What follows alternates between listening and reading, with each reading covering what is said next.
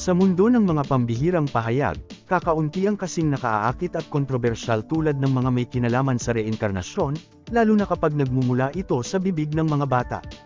Ang kaso ni James Leininger ay isang natatanging halimbawa, na nagdala sa paksang ito sa sentro ng atensyon dahil sa detalyadong mga pahayag nito at nakakagulat na mga implikasyon.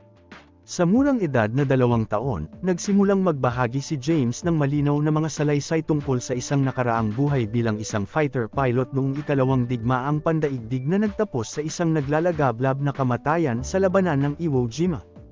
Ang kanyang mga magulang, na sa simula ay nagdududa, ay nagsimula ng isang masusing paghahanap ng verifikasyon, sinuri ng malalim ang mga talaan ng militar at nakipag-ugnayan sa mga nabubuhay pang kamag-anak at veterano.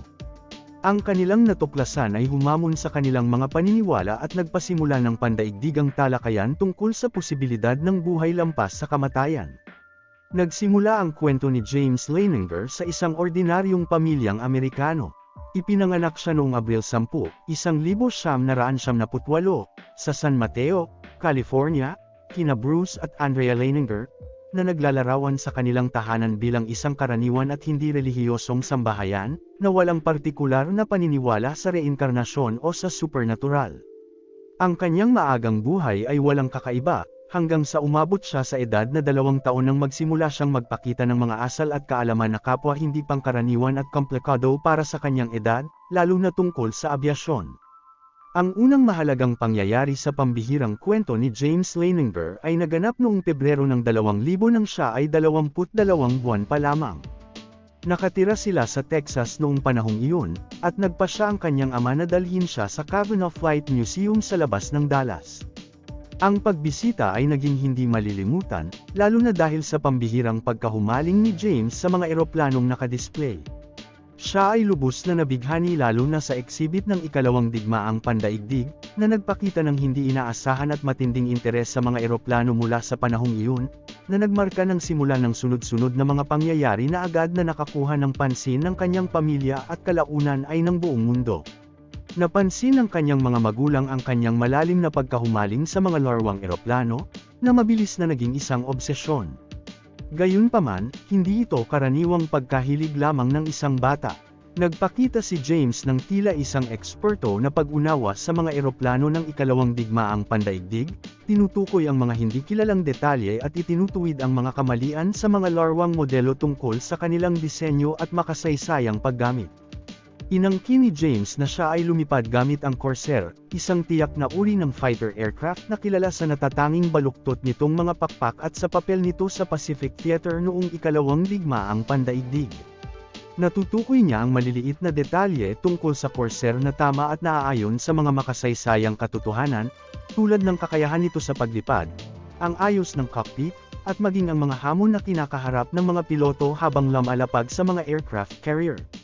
Ang antas ng detalyeng ito ay nakakagulat dahil ang Corsair ay hindi gaanong kilala kumpara sa ibang fighter planes ng panahong iyon, at ang mga tiyak na operasyon nito ay hindi karaniwang kaalaman, lalo na para sa isang bata. Ang sitwasyon ay naging mas seryoso nang magsimulang makarana si James ng matitinding bangungot, paulit-ulit na nagigising habang sumisigaw at nasa matinding pagkabalisa. Sa mga panahong ito, siya ay sumisigaw tungkol sa pagkakulong sa isang eroplano, apoy, at ang pagbagsak ng eroplano. Ikinwento ng kanyang ina na sa araw ay ibinabangga niya ang kanyang larwang eroplano sa mesa sa sala habang inilalarawan ang pagbagsak ng eroplano na may apoy.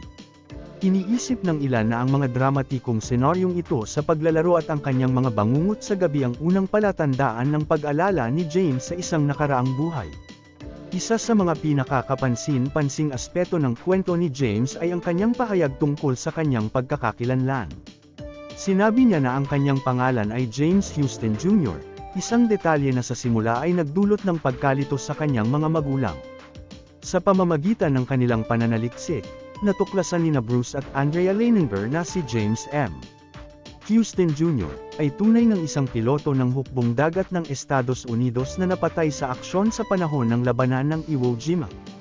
Ang detalyadong paglalarawan ni James tungkol sa kanyang kamatayan ay lalo pang malinaw. Inangkin niya na ang kanyang eroplano ay tinamaan sa makina ng putok ng mga Hapones at siya ay bumagsak sa tubig at namatay sa Iwo Jima. Sa simula, nalito at nabahala sina Bruce at Andrea sa mga asal at pahayag ng kanilang anak. Una nilang tinanggap ang kanyang mga karanasan ng may pagdududa, iniuugnay ito sa masiglang imahinasyon ng isang bata. Gayunpaman, habang nagsimulang magbigay si James ng mas tiyak na mga detalye tungkol sa kanyang tila nakaraang buhay, tulad ng mga pangalan, uri ng eroplano, at maging mga personal na karanasan mula sa pananaw ng isang piloto noong ikalawang digmaang pandaigdig, ang kanilang pagdududa ay naging isang aktibong paghahanap ng mga sagot. Ang kanilang imbestigasyon ay tunay na nagsimula nang banggitin ni James ang paglipad kasama ang isang taong nagngangalang Jack Lawson. Sinuri ni Bruce ang mga talaan ng squadron mula sa panahong iyon, at kalaunan ay natagpuan ang isang Jack Lawson, na tunay ng bahagi ng isang squadron ng hukbong dagat noong ikalawang digmaang pandaigdig. Ang pagtuklas na ito ay naging isang mahalagang punto ng pagbabago dahil inilipat nito ang pagsisikap ni Bruce mula sa pagdududang pagsusuri patungo sa paghahanap ng pag-unawa. Pinangunahan ng parehong pag-aalala at pag-uusisa, nagsimula si Bruce sa isang paglalakbay na kinabibilangan ng masusing pagsusuri sa mga talaan ng militar, pagbabasa ng mga aklat ng kasaysayan, at pakikipag-ugnayan sa mga veterano na maaaring magbigay liwanag sa katotohanan ng mga pahayag ng kanyang anak. Ang masusing pagsisiyasat na ito ay hindi lamang nagbigay ng nakakagulat na pagpapatunay mula sa mga makasaysayang talaan, kundi nag-ugnay din sa pamilya sa mga nabubuhay pang kamag-anak ni James Houston Jr., ang lalaking inaangkin ni James na siya noon. Habang tinatahak ni Bruce at Andrea ang hindi inaasahang paglalakbay na ito, ang kanilang unang kawalan ng paniniwala ay unti-unting napalitan ng maingat na pagtanggap na ang kanilang anak ay maaaring tunay ngang nag-aalala ng isang nakaraang buhay.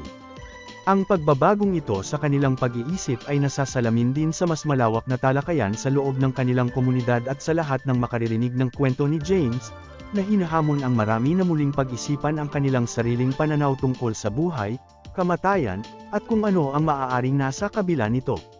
Mahalagang tandaan na sa buong prosesong ito, sina Bruce at Andrea ay hindi lamang pinangunahan ng pagnanais na patunayan ang makasaysayang katumpakan ng mga alaala ni James, kundi pati na rin ang pangangailangang maunawaan at masuportahan ang emosyonal at psikolohikal na kalagayan ng kanilang anak. Ang kanyang mga bangungot at ang linaw ng kanyang mga alaala ay nakababahala, at ang kanyang mga magulang ay humingi ng payo mula sa mga psychologist pati na rin sa mga eksperto sa larangan ng mga alaala ng nakaraang buhay.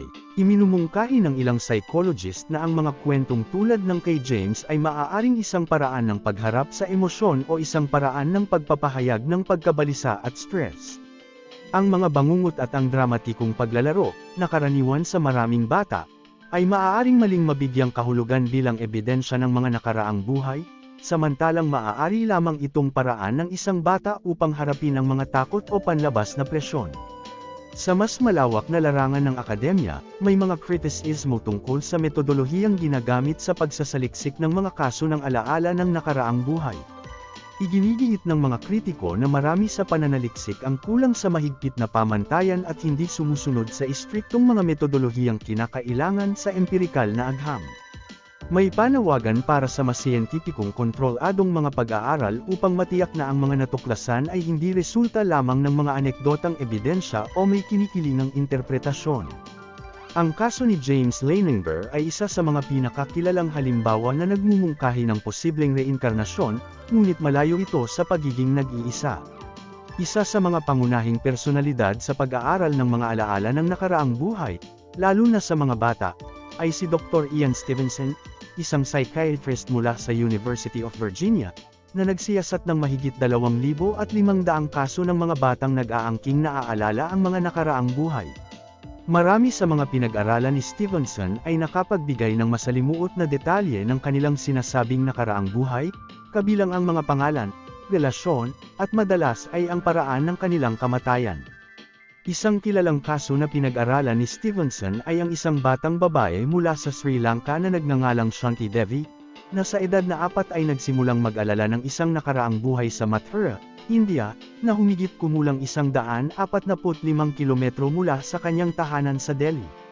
Kasama sa kanyang mga alaala ang pangalan ng kanyang asawa, ang mga pagkain kanyang gusto, at ang kanyang mga karanasan sa panganganak, na sa kalaunan ay napatunayang tama sa pamamagitan ng imbestigasyon. Ang gawain ni Stevenson ay kadalasang kinabibilangan ng detalyadong mga panayam, pagsisiyasat sa mismong lugar, at paghahambing ng mga makasaysayang at medikal na talaan, na may pagkakatulad sa mga metodong ginamit ng mga magulang ni James Leininger. Habang si James Leininger ay nagiging mas matanda, ang malinaw na mga alaala ng nakaraang buhay na minsang bumalot sa kanyang pagkabata ay unti-unting nabawasan. Ang penomenong ito, na karaniwan sa mga batang nag-aangking naaalala ang mga nakaraang buhay, ay karaniwang nagpapakita ng pagliit ng mga alaala habang ang bata ay papalapit sa edad na 7 hanggang 8. Sa kaso ni James, ang matinding alaala ng pagiging isang piloto noong ikalawang digmaang pandaigdig na lubos na humubog sa kanyang mga unang taon ay tila unti-unting nawala habang siya ay tumatanda.